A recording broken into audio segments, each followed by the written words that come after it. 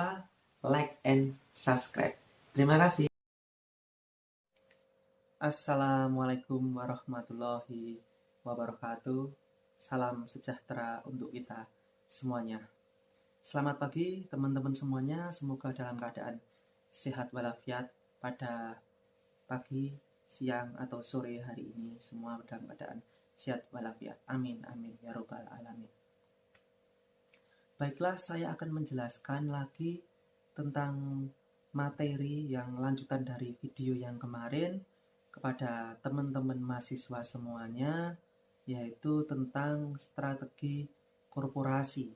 Ya, kemarin kita sudah membahas pada tingkatan strategi, yaitu pada tingkatan paling tinggi yaitu strategi tingkat korporat, yang kedua adalah strategi tingkat unit bisnis, dan yang ketiga adalah strategi tingkat fungsional yang terdiri dari Departemen Keuangan, SDM, pemasaran, riset dan development, dan operasional. Nah, pada video kali ini saya akan membahas tentang strategi tingkat korporasi, khususnya adalah strategi diversifikasi, teman-teman semuanya. Strategi diversifikasi adalah strategi tentang keanekaragaman. Keanekaragaman di sini. Jadi sebuah perusahaan melakukan keanekaragaman usaha. Yang namanya usaha, tentu kita harus memiliki berbagai macam usaha. Baik usaha itu yang terkait maupun usaha itu yang tidak terkait sama usaha kita sebelumnya. Namun dengan syarat bahwa usaha kita yang utama itu harus sudah mapan, sudah optimal, baru kita dapat melakukan strategi diversifikasi tersebut. Nah, di sini saya akan menjelaskan tentang strategi diversifikasi tersebut. Strategi diversifikasi pada dasarnya dibagi menjadi 3, yaitu yang pertama yaitu strategi diversifikasi konsentrik. Nah, strategi diversifikasi konsentrik ini adalah penambahan suatu produk atau jasa baru yang masih berhubungan dengan usaha sebelumnya. Seperti itu. Jadi penambahan suatu produk atau jasa baru yang masih berhubungan dengan usaha yang sebelumnya kita sudah ada. Sebagai contoh adalah kita memiliki perusahaan asuransi. Nah, itu tadi. Kita juga membuka usaha perbankan. Nah, di situ ada kaitannya antara perusahaan asuransi dan perusahaan perbankan. Nah, kita masih pada satu jenis, satu jalur, yaitu di perusahaan keuangan, sektor yang kita miliki, seperti itu. Itu namanya diversifikasi konsentrik.